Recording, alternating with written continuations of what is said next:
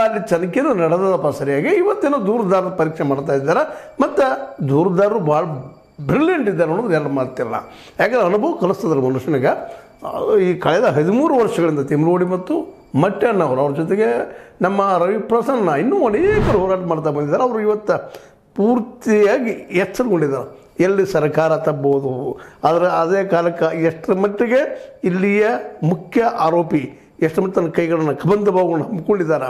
ಆ ನೆಲೆಗಟ್ಟಿನಲ್ಲೇ ಅವರಿದ್ದಂಥ ಅವರು ಹೊಸ ಹೊಸ ಯೋಜನೆಗಳು ಹಾಕ್ತಾ ಇದ್ದಾರೆ, ಪ್ರತಿತಂತ್ರವನ್ನು ಮಾಡ್ತಾಯಿದ್ದಾರೆ. ಆ ಪ್ರತಿತಂತ್ರದ ನೆಲೆಯಲ್ಲೇನ ಈ ಮುಸುಕುದಾರಿನ ತೊಗೊಂಬಂದರು. ನಂತರ ಚೆನ್ನೈ ಮತ್ತು ಬದಲಾದ ಅವ್ರಿಗೆ ಭಯ ಇತ್ತು ಅವ್ರಿಗೆ. ಯಾಕಪ್ಪ ಅಂತಂದ್ರೆ ಈ ಮನುಷ್ಯ ಚೆನ್ನೈ ಅಂತ ಗೊತ್ತಾದ್ರೆ ಬದಲಾಗ್ತಾನೆ ಅಂತೇಳಿ ಅದಕ್ಕಾಗಿ ಪೂರ್ವದಲ್ಲೇ ಅವ್ನು ಇಂಟರ್ವ್ಯೂ ತೊಗೊಂಡು ಅವನ ಜೊತೆ ಮಾತಾಡಿಕೊಂಡು ಸಾಕ್ಷ್ಯಗಳು ತಯಾರು ಮಾಡಿಕೊಂಡು ಇವರು ಬದಲಾದ ತಕ್ಷಣ ಅವುಗಳನ್ನು ಬಿಟ್ಟರು, ಮತ್ತೆ ಪ್ರೆಷರ್ ತೊಗೊಂಬಂದರು.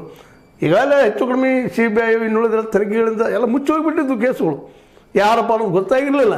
ಮೇನ್ ಪರೀಕ್ಷೆ ಮಾಡ್ಬೇಕಂತ ಡಾಕ್ಟರ್ಗಳು ಸಹಿತ ಪರೀಕ್ಷೆ ಮಾಡಿರಲಿಲ್ಲ.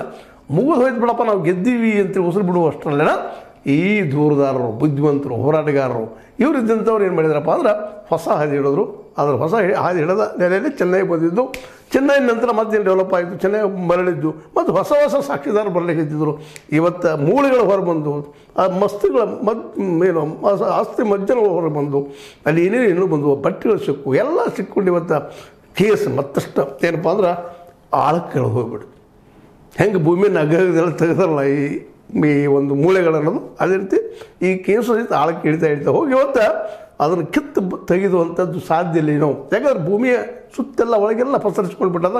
ಇವು ತಪ್ಪುಗಳೆಲ್ಲ ಆಗಿದಾವೆ, ಏನಾಗಿವೆ ಹೊರಗೆ ಇಡ್ತಾ ಇದ್ದಾರೆ. ಪ್ರತಿಯೊಬ್ಬರು ಇವತ್ತು ಇಡೀ ದೇಶದ ಮೀಡಿಯಾ